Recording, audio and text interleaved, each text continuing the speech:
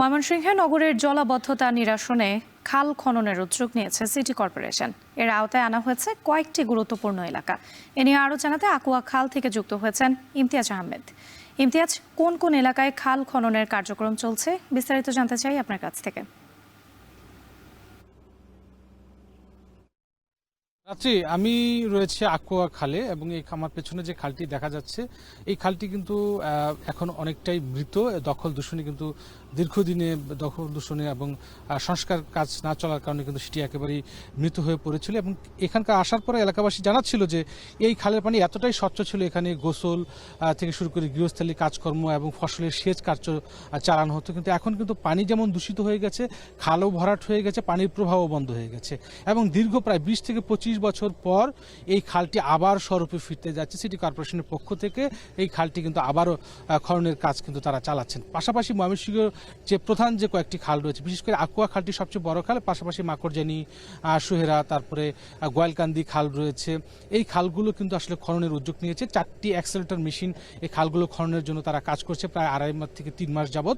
এবং তারা যেটা এখানকার স্থানীয় যারা রয়েছেন তারা যেটা বলছেন যে একটু বৃষ্টি হলে আসলে এই এলাকাটা প্লাবিত হয়। এখানকার যে ফসলি জমিগুলো রয়েছে, যেহেতু সিটি কর্পোরেশনের একেবারে শেষ প্রান্তের দিকে, এই ফসলি জমিগুলো কিন্তু প্লাবিত হয়, ফসল নষ্ট হয় এবং এই যে পানিগুলো, দূষিত পানি দুর্গন্ধে কিন্তু বিভিন্ন রোগ ছড়াচ্ছে এবং এই পানি যখন শরীরে লাগে বিভিন্ন চর্মরোগও কিন্তু আক্রান্ত হচ্ছে এখানে স্থানীয়রা।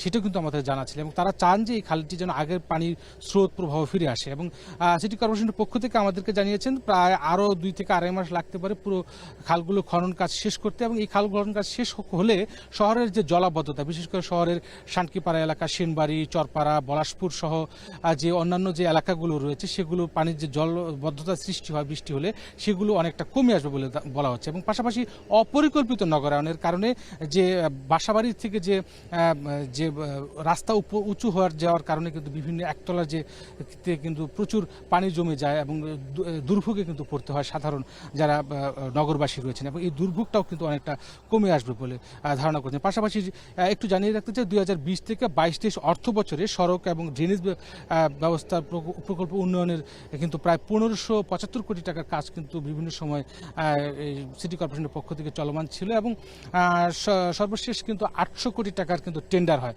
এবং আমরা দেখতে পেরেছি যে পরবর্তীতে 2023-24 অর্থ বছরে কিন্তু 512 কোটি টাকার কিন্তু এই নতুন বাজেট ঘোষণা করা হয় এবং সাধারণ মানুষ যেটা চাচ্ছেন যে নগরের জলাবদ্ধতা দূর হোক, ড্রেনেজ ব্যবস্থা, বর্জ্য ব্যবস্থা থেকে শুরু করে এই খালগুলো যদি পরিষ্কার থাকে তাহলে জলাবদ্ধতার যেমন অনেক নিরসন হবে। পাশাপাশি তারা যেটা সবচেয়ে দাবি জানাচ্ছেন যে কোনোভাবেই যেন যে প্রকল্পিত অর্থে এই কাজগুলো করা হচ্ছে সেগুলো যেন অনিয়ম না হয় এবং সঠিক অর্থ ব্যবহারের মাধ্যমে যেন কাজগুলো সঠিক সুন্দরভাবে সমাপ্ত হয়। তো সব মিলিয়ে এই ছিল ময়মনসিংহ থেকে খাল খননের সর্বশেষ খবর আমার কাছে।